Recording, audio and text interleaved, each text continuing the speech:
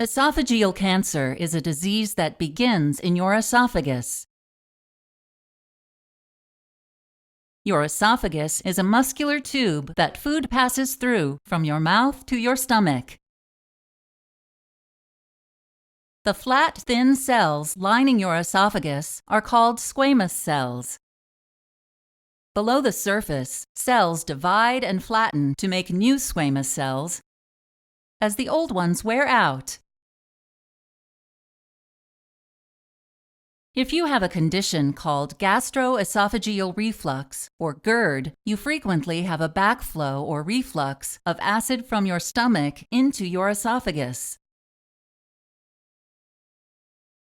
Over time, GERD may cause the squamous cells lining your lower esophagus to be replaced with gland cells that make mucus called goblet cells. This change in the lining of your esophagus is a condition called Barrett's esophagus. One type of esophageal cancer, called adenocarcinoma, may occur in the changed lining of Barrett's esophagus. Another type of esophageal cancer, called squamous cell carcinoma, occurs in the squamous cells in your esophagus. Like all cancers, both of these types begin when damaged or abnormal genetic material inside your cells causes them to grow out of control. A tumor forms as the abnormal cells begin to multiply. Over time, a lump may form in the wall of your esophagus as the tumor grows. You may have no symptoms in the early stages of esophageal cancer. Later, you may have trouble swallowing when the tumor becomes large enough to block part of your esophagus.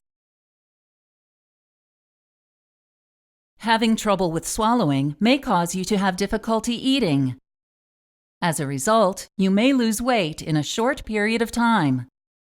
Depending on the location of the growing tumor, you may also have pain in your chest or neck. If you have esophageal cancer, your doctor may recommend one or more of the following: surgery, chemotherapy, and radiation therapy. Surgery is the most common treatment for esophageal cancer, especially in the early stages when the tumor is small.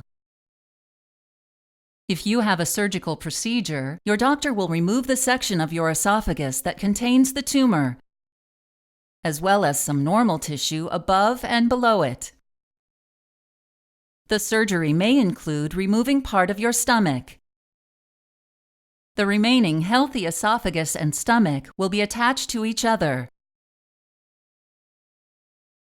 Your surgeon may also remove nearby lymph nodes to see if cancer cells have spread to them.